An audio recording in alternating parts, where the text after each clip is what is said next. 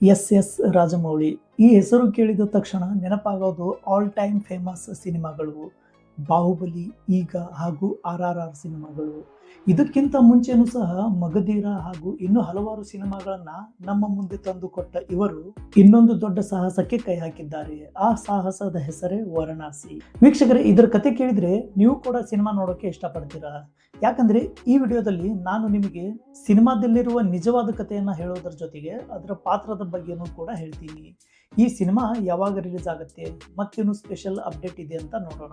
ನಾನು ನಿಮ್ಮ ಬಾಲು, ನೀವು ನೋಡ್ತಾ ಇದ್ದೀರಾ ಮೂವಿ ಸ್ಟಫ್. ಈ ವಿಡಿಯೋನ ಪೂರ್ತಿಯಾಗಿ ನೋಡಿ, ಹಾಗೆ ಇಷ್ಟ ಆದ್ರೆ ಲೈಕ್ ಮಾಡಿ.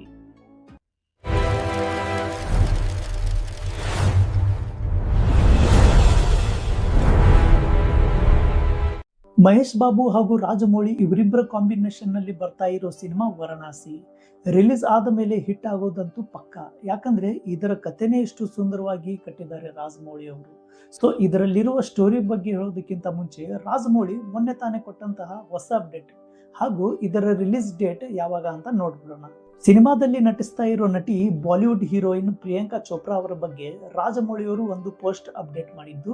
ಈ ಪೋಸ್ಟ್ ವಾರಣಾಸಿ ಸಿನಿಮಾ ಬಗ್ಗೆ ಇದ್ದು, ಪ್ರಿಯಾಂಕಾ ಚೋಪ್ರಾ ಅವರ ಎರಡು ಬೇರೆ ಬೇರೆ ಫೋಟೋಗಳನ್ನ ಇದರಲ್ಲಿ ಹಾಕಿ ಕೆಳಗಡೆ ಒಂದು ಸಣ್ಣ ಡೈಲಾಗ್ ಕೂಡ ಬರೆದಿದ್ದಾರೆ. Grace when she smiles, fire when she does not, Mandakini. ಈ ರೀತಿ ಬರೆದು ಪೋಸ್ಟ್ ಮಾಡಿರುವ ರಾಜಮೌಳಿ ಅವರು ಇದರ ಅರ್ಥ ಏನು ಅಂತ ನಾನು ನಿಮಗೆ ಶಾರ್ಟ್ ನಲ್ಲಿ ಹೇಳ್ತೀನಿ. ರಾಜಮೌಳಿ ಹಂಚಿಕೊಂಡಿರುವ ಮೊದಲ ಫೋಟೋದಲ್ಲಿ ಪ್ರಿಯಾಂಕಾ ಚೋಪ್ರಾ ಬಹಳಷ್ಟು ಗಂಭೀರ ಹಾಗೂ ರಗಡ ಲುಕ್ ನಲ್ಲಿ ಕಾಣಿಸಿಕೊಂಡಿದ್ದಾರೆ. ಕಪ್ಪು ಬಣ್ಣದ ಬಟ್ಟೆ ಧರಿಸಿ ಫುಲ್ ಆಕ್ಷನ್ ಮೂಡ್ ನಲ್ಲಿ ಇರುವ ಈ ಇಮೇಜ್ ತೋರಿಸಲಾಗಿದೆ. ಹಾಗೆ ಇನ್ನೊಂದು ಇಮೇಜ್ ನಲ್ಲಿ ಇದಕ್ಕೆ ವಿರುದ್ಧವಾಗಿ ಪ್ರಿಯಾಂಕಾ ಖುಷಿಯಿಂದ ಡ್ಯಾನ್ಸ್ ಮಾಡುವ ಲುಕ್ ನಲ್ಲಿ ಕಾಣಿಸಿಕೊಂಡಿದ್ದಾರೆ. ಸೊ ಇವೆರಡೂ ಪೋಸ್ಟ್ ಗಳನ್ನು ರಿಲೀಸ್ ಮಾಡಿ ಕೆಳಗಡೆ ಬರೆದಿರುವ ಲೈನ್ ಬಗ್ಗೆ ನೋಡೋದಾದ್ರೆ, ನಕ್ಕಾಗ ಅವಳಿಗೆ ಸೌಮ್ಯತೆ, ಅದೇ ಸಿಟ್ಟಾದಾಗ ಅವಳೇ ಜ್ವಾಲಾಮುಖಿ, ಮಂದಾಕಿನಿ ಎಂದು ಪೋಸ್ಟ್ ಮಾಡುವ ಮೂಲಕ ಜನರಿಗೆ ಮತ್ತೆ ವಾರಣಾಸಿ ಸಿನಿಮಾ ನೆನಪು ಮಾಡಿದ್ದಾರೆ. ಇನ್ನು ಟಾಲಿವುಡ್ ಸೂಪರ್ ಸ್ಟಾರ್ ಆಗಿರುವಂತಹ ಮಹೇಶ್ ಬಾಬು ಅವರು ಈ ಚಿತ್ರದ ನಾಯಕನಾಗಿದ್ದು, ಕೆಲವೊಂದು ಕಡೆ ಮಹೇಶ್ ಬಾಬು ಅವರು ರಾಮನ ಪಾತ್ರ ಈ ಸಿನಿಮಾದಲ್ಲಿ ಮಾಡ್ತಾರೆ ಅಂತ ಕೇಳಿ ಬಂದಿತ್ತು. ಆದ್ರೆ ಇವಾಗ ಸಿನಿಮಾ ಕಥೆ ಸ್ವಲ್ಪ ಬೇರೆನೆ ಹೇಳುತ್ತೆ. ಸಿನಿಮಾದಲ್ಲಿ ಮಹೇಶ್ ಬಾಬು ರುದ್ರ ಎಂಬ ಪಾತ್ರದಲ್ಲಿ ಕಾಣಿಸಿಕೊಂಡಿದ್ದು, ಹಾಗೆ ಮಲಯಾಳಂ ನಟ ಪೃಥ್ವಿರಾಜ್ ಸುಕುಮಾರನ್ ಕುಂಭ ಎಂಬ ಖಳನಾಯಕನ ಪಾತ್ರಕ್ಕೆ ಬಣ್ಣ ಹಚ್ಚಿದ್ದಾರೆ. ಹಾಗೂ ಪ್ರಿಯಾಂಕಾ ಚೋಪ್ರಾ ಅವರು ಮಂದಾಕಿನಿಯಾಗಿ ಅಬ್ಬರಿಸಲಿರುವ ಬಿಗ್ ಬಜೆಟ್ ಸಿನಿಮಾ ಅಂತ ಹೇಳಬಹುದು. 2027ರಲ್ಲಿ ಏಪ್ರಿಲ್ 7ರಂದು ರಿಲೀಸ್ ಆಗುವ ಸಾಧ್ಯತೆ ಇದ್ದು, ಇದರ ಕತೆ ಹೇಗಿದೆ ಅಂತ ನೋಡ್ಬಿಡೋಣ. ಒಬ್ಬ ಶಿವನ ಭಕ್ತನಿಗೆ ರಹಸ್ಯಮಯವಾಗಿ ಕೆಲಸವನ್ನ ನೀಡಲಾಗುತ್ತೆ.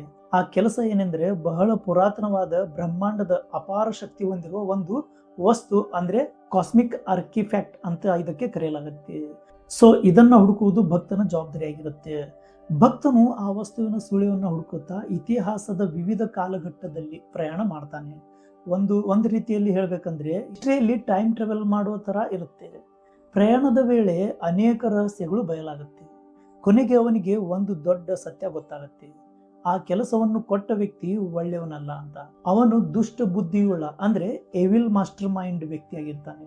ಅವನ ಉದ್ದೇಶ ಆ ಪುರಾತನ ಶಕ್ತಿಯನ್ನ ಪಡೆದು ಇಡೀ ಜಗತ್ತನ್ನ ಶಾಶ್ವತವಾಗಿ ತನ್ನ ಕಂಟ್ರೋಲ್ಗೆ ತೆಗೆದುಕೊಳ್ಳುವುದು. ಸೊ ಆಗ ಆ ಶಿವನ ಭಕ್ತನು ಆ ದುಷ್ಟನ ಯೋಜನೆ, ಅಂದ್ರೆ ಅವನ ಪ್ಲಾನ್ ತಡೆಯಲು ಎಷ್ಟು ಹೋರಾಡುತ್ತಾನೆ ಹಾಗೂ ಎಷ್ಟು ಶ್ರಮ ಪಡುತ್ತಾನೆ ಅನ್ನೋದೇ ಈ ಸಿನಿಮಾದ ಕಥೆಯಾಗಿದ್ದು, ಈಗ ನಿಮಗೆಲ್ಲ ಗೊತ್ತೇ ಆಗಿರುತ್ತೆ ಭಕ್ತ ಯಾರು ಅಂತ.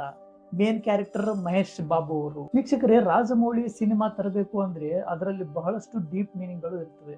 ವೆರಿ ಎಕ್ಸಾಕ್ಟಿಂಗ್ ಸ್ಟೋರಿ ಕೂಡ ಆಗಿರ್ತಾರೆ. ಅದರಲ್ಲೂ ಸಹ ಮಹೇಶ್ ಬಾಬು ಅವರ ಆಕ್ಟಿಂಗ್ ಸಖತ್ತಾಗಿ ಮಾಡ್ತಾರೆ. ಅಷ್ಟೇ ಅಲ್ಲ, ಈ ಸಿನಿಮಾಗೋಸ್ಕರ ಮಹೇಶ್ ಬಾಬು ಅವರು ಸಾಕಷ್ಟು ರಿಹರ್ಸಲ್ ಕೂಡ ಮಾಡಿದ್ದಾರೆ. ಯಾವುದೇ ಕಾರಣಕ್ಕೂ ಫೇಲ್ ಆಗೋ ಚಾನ್ಸೇ ಇಲ್ಲ ಅಂತ ಹೇಳುವ ಮೂಲಕ ಈ ವಿಡಿಯೋ ಇಲ್ಲಿಗೆ ಮುಗಿಸೋಣ. ಹಾಗೆ ಮಹೇಶ್ ಬಾಬು ಅವರಿಗೆ ಮತ್ತು ಅವರ ಆಕ್ಟಿಂಗ್ಗೆ ನೀವು ಎಷ್ಟು ಇಷ್ಟಪಡ್ತೀರಾ ಅಂತ ಕಾಮೆಂಟ್ ಮಾಡಿ ತಿಳಿಸಿ. ಮತ್ತೆ ನಮ್ಮ ಚಾನಲ್ಗೆ ಇನ್ನೂ ಸಬ್ಸ್ಕ್ರೈಬ್ ಮಾಡಿಲ್ಲ ಅಂದ್ರೆ ಈಗಲೇ ಸಬ್ಸ್ಕ್ರೈಬ್ ಮಾಡಿ. ನಾವು ಮತ್ತೆ ಸಿಗೋಣ ಮುಂದಿನ ವಿಶೇಷ ವಿಡಿಯೋದಲ್ಲಿ. Thank you.